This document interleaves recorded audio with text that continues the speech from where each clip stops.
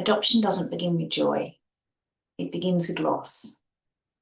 And before I was given a new home, a new name, a new family, I suffered a profound loss, the loss of my mother and my biological family. This loss was never recognised.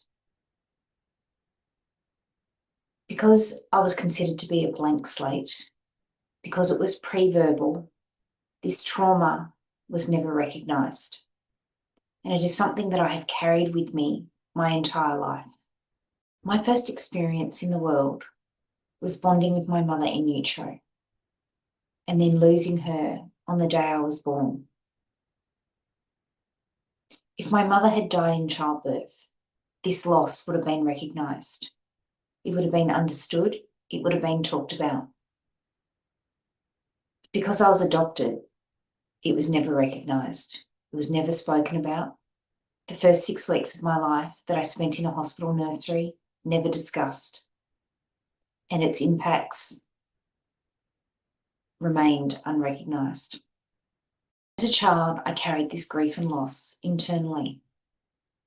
I never spoke about it because if I did, it upset my mother. On Mother's Day, she grieved her own mother's loss, the death of her mother. Yet, she never recognised that I too was grieving mine. On my birthdays, I was never happy. I was always told, you always want more. You're never going to be happy. And it was true.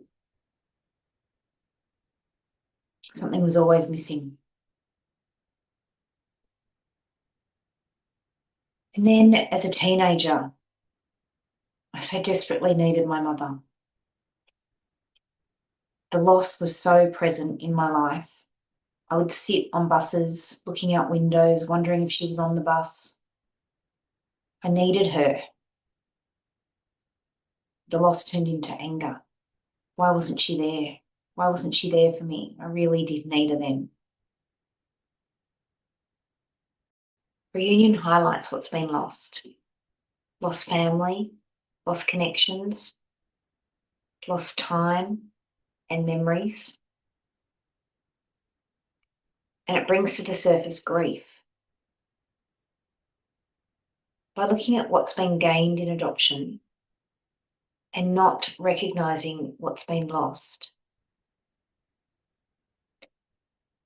and the presence of the pre-verbal trauma that's caused by separation, we're doing adoptees a disservice. It's time for this disenfranchised grief to be recognised.